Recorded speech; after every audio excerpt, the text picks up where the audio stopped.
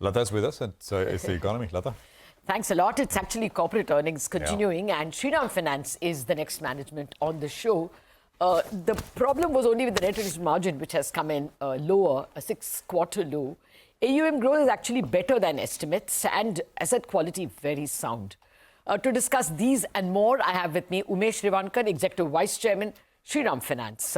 Mr. Revankar, good morning. Thank you very much indeed for joining us. Well, give us the overall growth prospect. It is encouraging that you have been able to grow your, AUM at 19% despite commercial vehicles not doing well. What's the kind of, pace of growth you are expecting in the coming quarters? Yeah, good morning, Lata. Basically, if you look at last quarter, there has been very good demand coming from the rural market, especially if you say the sale of two-wheeler and the tractor. The demand has been quite strong. And for us, even for commercial vehicle, demand from the rural market has been very strong in the last quarter. And basically, the Kharif crop has been good, output has been good, plus Rabi crop expectation is good. I think rural will remain strong going forward, even this fourth quarter. And there will be some demand coming back from the urban as well, mainly because I believe the infrastructure projects have been announced in the last 2 months. There are a lot of, at least a lot of commitment, movement, demand, inquiries coming into for commercial vehicles. So I feel... Okay, no, Mr. Revankar, Mr. Revankar, if I looked at your entire mix that you put up, your commercial vehicle sales have grown by only 12.5% year on year. But passenger vehicles, of course, it's a smaller base, but that's grown 25%. Farm equipment has done very well, 42%, MSME 50%. But commercial vehicle and construction equipment, the two things linked to infrastructure, are in very low double digit. I mean, 10% on construction equipment and 13% on commercial vehicle. Will these two numbers be better in Q4? And if yes, approximately how much better? No, it will definitely better. It will not jump big. I think it will be around 15%. It will not, because the base is very big. And the demand for passenger vehicle is something which continues to be very strong. And I think it will continue to grow well. Okay. So you think your overall AUM, I think in your con call, I heard you said mid-teens. You've done 19%. Can't you do 19% again for the full year and for next year? We would like to always grow faster than or bigger than what we have announced as a guidance. But market dynamics, we need to keep watching. I feel definitely the growth prospect is good in the fourth quarter, and generally fourth quarter is large. Yeah, but since you said mid-teens, I'm asking whether you are therefore discounting some slowdown in the market, slowdown in demand. No, I'm not discounting a slowdown, but there is a demand. I think demand has come back. Even the construction equipment demand is reasonably bounced back, I should say. Okay. So you may do better than mid-teens. Is that right? Yeah, you're right. Okay. Let me come to the margins. Net interest margins at 8.48 versus almost 9% year ago and 8.74 quarter ago. So that's a big fall.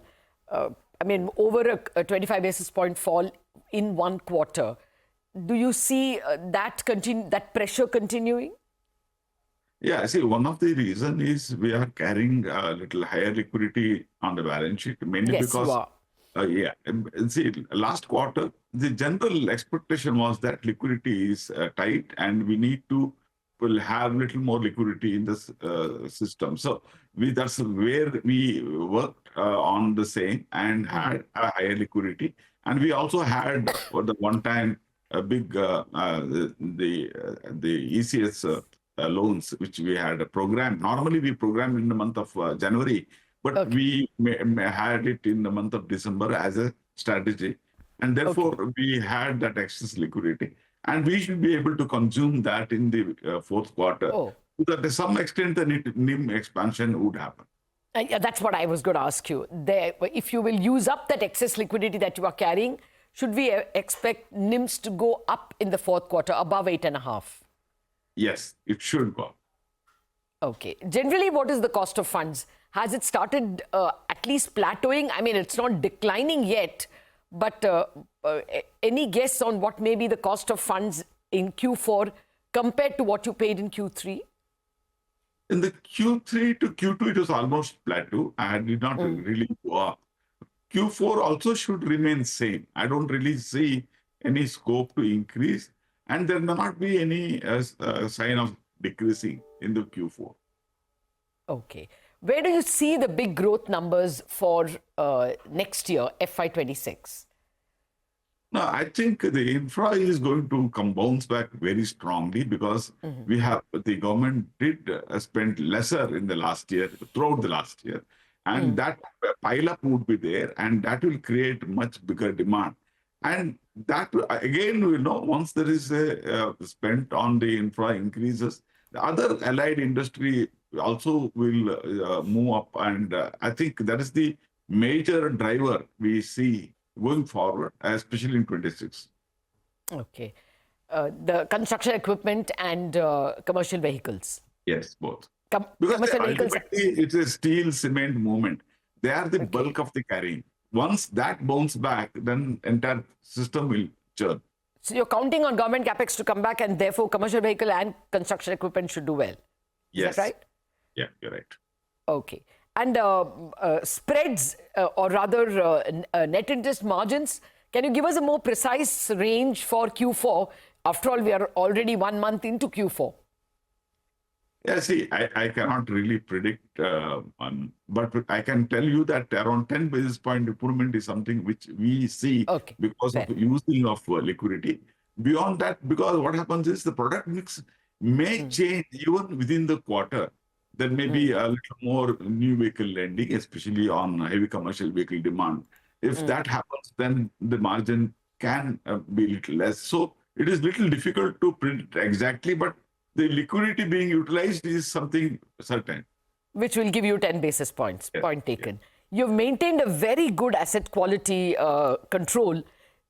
Are you expecting that you will be able to continue? Do you see, other NBFCs which have personal loans and unsecured loans have had a problem? You don't see any such problem with your personal loan book?